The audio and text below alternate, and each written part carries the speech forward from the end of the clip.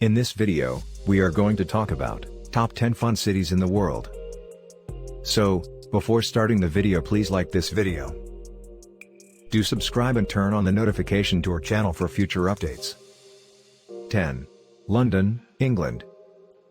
What we like about it: while the recovery from the epidemic is in its early stages, London has maintained its position as the world's best city for the 6th year in a row. Its place at the top of the heap, on the other hand, has never been more precarious. Despite the fact that many of those categories were closed almost completely, London is expected to reopen this summer. Wimbledon and Euro 2020, with the exception of the final match, were both sold out, resulting in tens of millions of dollars being pushed into the economy. A campaign by London and Partners, which promotes business and investment in the capital, has also been successful in encouraging Britons to take advantage of the city's attractions without the normal throngs. Although the city's most famous landmarks stretch back millennia, the capital's shops, clubs, hotels, and restaurants are constantly evolving on a nearly weekly basis. You'll find a unique London area to explore regardless of whether you're outdoorsy, hungry, or traveling with the family. And it'll most certainly seem different from the last time you were there. There are a variety of modern hotel alternatives available, ranging from futuristic offers like the Nomad London to revitalized historic classics like the Dilly, among others. 9. Paris, France. Our favorite part: as Paris prepares for the 2024 Olympics, it is only becoming more beautiful. In the last year alone, improvements to infrastructure and the addition of a handful of new hotels has enhanced a city that we already adore for its world-class art, shopping, and international cuisine.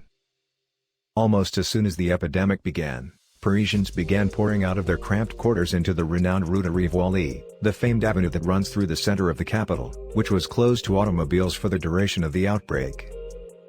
Next on the agenda for municipal leaders is the transformation of the Champs-Élysées into a large garden over the next decade, with automobile access being reduced by half and millions of euros being invested in amenities that will be more appealing to pedestrians.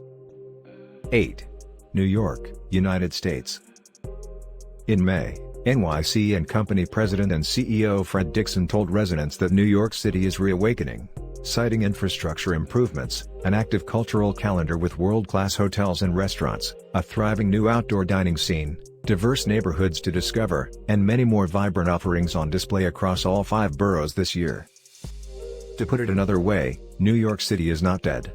It was ranked 8th for museums, which are steadily developing as indicated by the 2019 refurbishment of the Museum of Modern Art and the Fotografiska Photography Museum, which debuted in Manhattan's Flatiron District in 2017. The Hudson River's Little Island, a suspended arts and culture park in the middle of it, has been added to the list of sites and landmarks. And, as Broadway begins to reopen its doors later this month, we anticipate a surge of tourists to the area. 7. Moscow, Russia. What we like about it: it is the first generation of Muscovites born after the Soviet Union that has visited the world, returning with suitcases full of ideas that they are implementing to great effect in their always proud city, sanctions and all. St. Basil's Cathedral, which dominates Red Square and is a popular tourist attraction, is one of the city's most well-known attractions. Since 2015, the Russian capital has risen significantly in this important area, aided by the ambitious, and divisive, My Street campaign, which was implemented in 2015. According to local sources, the My Street project will cost more than $3 billion and will shorten Stalin's tank avenues to create more pedestrian experiences. 6. Dubai, United Arab Emirates. What we like about it, however: although the Burj Khalifa is known for being the world's tallest building and has a well-deserved reputation, it is possible that its days as a tourist attraction are drawing to a close. When finished, the tower at Dubai Creek, designed by Santiago Calatrava, will surpass the tower as the world's highest structure, if not sooner than 2022 at the earliest. It is more certain that the city will host Expo 2020, a multi-billion-dollar half-year fair that is expected to draw 25 million visitors.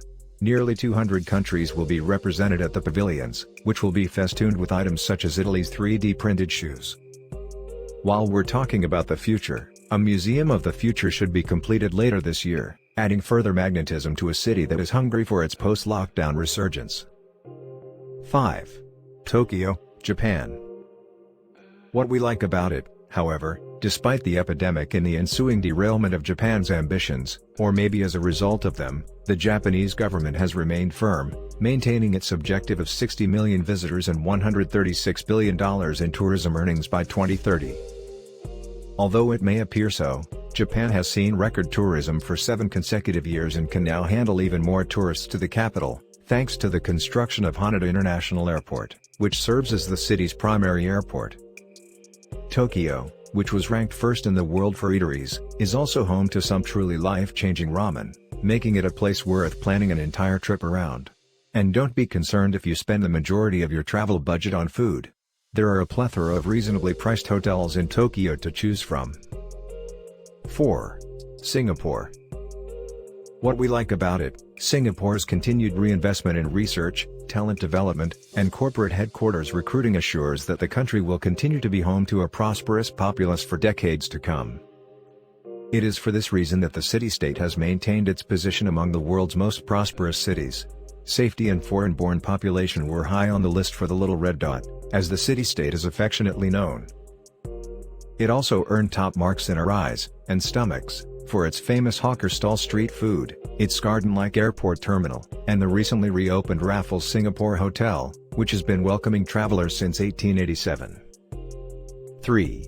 Los Angeles, United States of America. What we like about it: those in charge of the city's cultural and culinary institutions, who were so willing to step up and declare the city open for business following a series of natural disasters, helping the city score number 7 in our promotion category, will be called upon once more in the near future. The city was on a culinary trajectory unlike any other in the United States, and the impetus has now been re-established. After opening on Olvera Street in LA Plaza Village, LA Plaza Cocina will be the first museum and teaching kitchen in the United States dedicated exclusively to Mexican cuisine.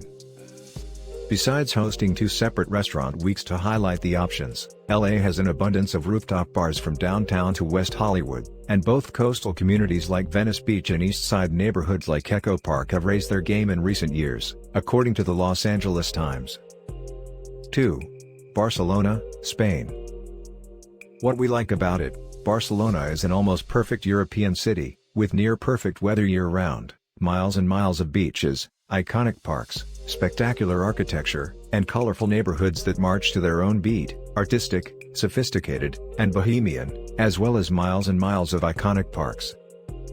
Perhaps this explains its high ranking among cities in our place category, which considers both the natural and constructed aspects of a city. Barcelona is sometimes referred to as the poster child for over-tourism, but its popularity is unlikely to wane by 2022, thanks to the allure of its beaches and the classic architecture of Antoni Gaudí.